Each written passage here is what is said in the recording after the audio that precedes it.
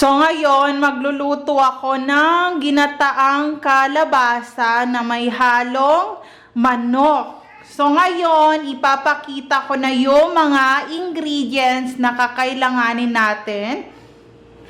Una, syempre kalabasa. And then, bell pepper. Ayan, depende sa inyo kung gaano kadami yung bell pepper. And syempre, hindi mawawala yung manok. So, chicken breast to itong ihahalo ko. So, puro siya laman ng manok. Tapos, syempre, maglalagay rin ako ng cabbage at konting vegetable mix. Ayan. Tapos, syempre, maglalagay rin ako ng bawang, sibuyas, at syempre, yung luya. At hindi rin mawawala yung magic sarap para lalong malinamnam yung ating ginataang kalabasa. So, maglalagay ako ng magic sarap. And optional lang to, depende sa inyo kung maglalagay kayo o i-skip nyo na lang maglagay ng magic sarap. So, ayun lang. And then, syempre, a dash of black pepper. Kasi dagdag pampalasa rin tong black pepper. And syempre, panghuli yung asin or salt. Ayan. Depende sa inyo kung gaano kaalat yung gusto nyo. So, syempre, kailangan din natin ng gata. So, ayan yung panggata natin. And then, maglalagay rin ako ng tubig. So, depende sa inyo kung gaano kadaming tubig yung ilalagay nyo para sa sabaw ng ginataang kalabasa. So, magsisimula na tayo sa pagluluto. So, ayan na. Kung makikita nyo, mainit na yung ating kalan. Tapos, ngayon maglalagay ako ng konting mantika para paggisa ng mga sahog. Ayan, konting mantika lang.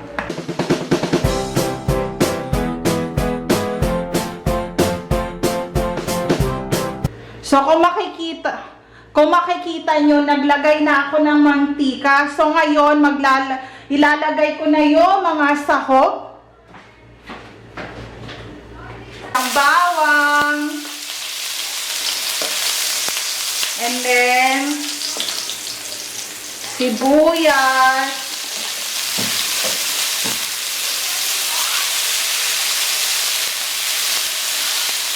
Siyempre, ilalagay ko na rin yung luya.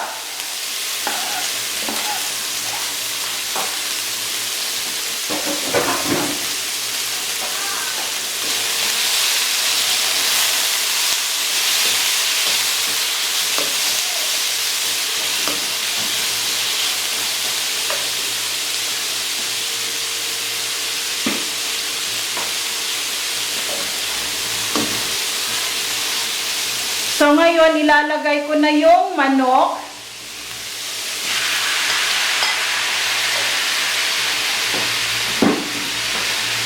Medyo gigisahin muna natin yung manok.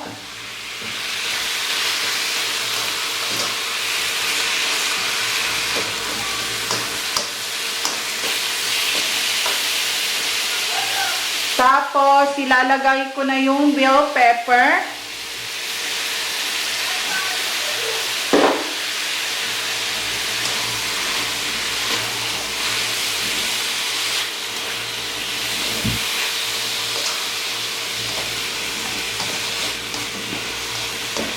So, babalikan ko siya in few minutes para medyo luto yung manok.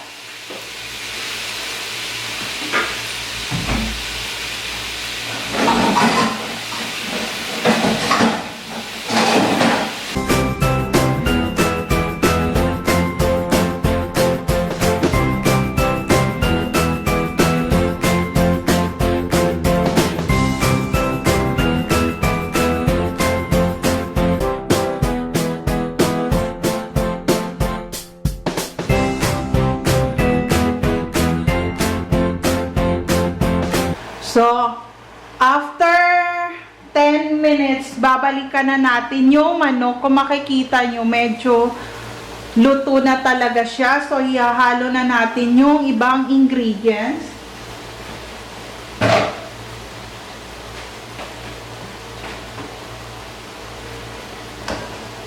So, ihahalo ko na yung magic sarap. Depende sa inyo kung gaano kadami yung gusto nyong ilagay. Tapos, ihahalo ko na rin yung black pepper.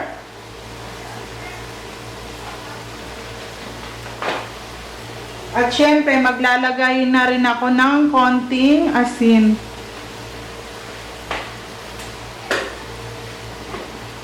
Tapos, halu-haluin ko na siya.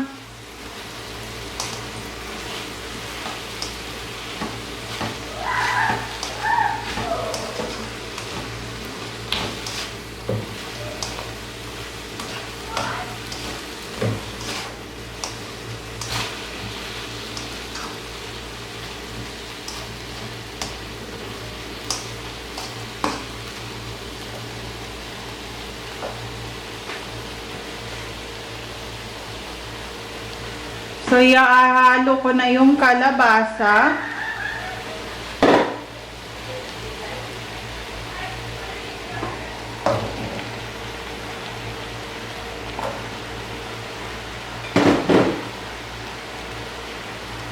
Tapos, ilalagay ko na rin yung gata. At syempre, ihahalo ko na yung mixed vegetable.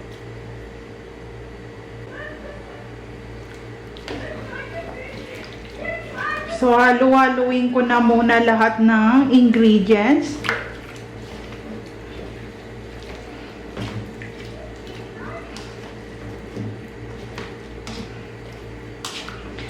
So, let it simmer for 20 minutes and I will come back later. Mamaya, babalik ako mamaya.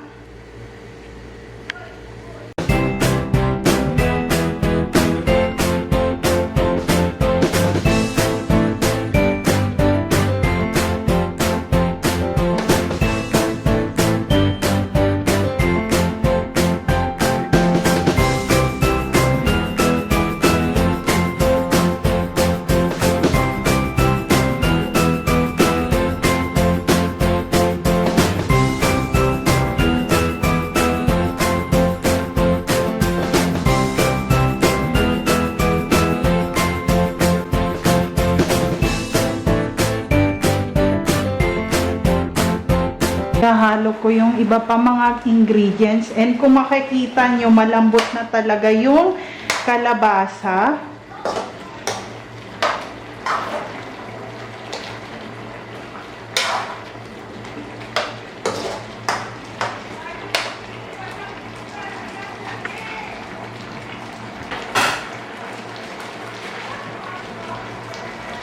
So magdadagdag ako ng konting asin.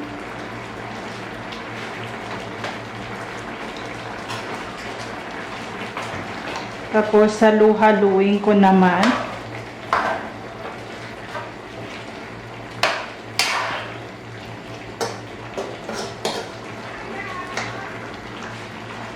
So, ngayon, ihahalo ko na yung cabbage.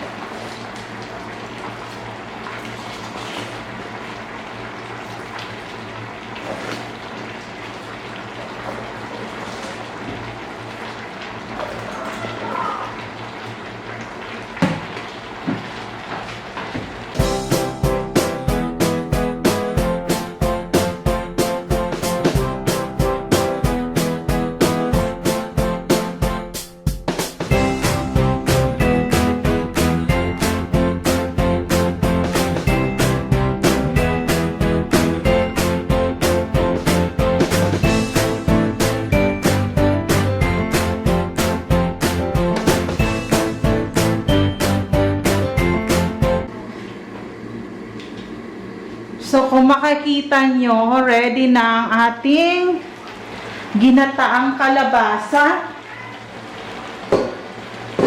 Ready na ang ating ginataang kalabasa and malambot na rin yung cabbage.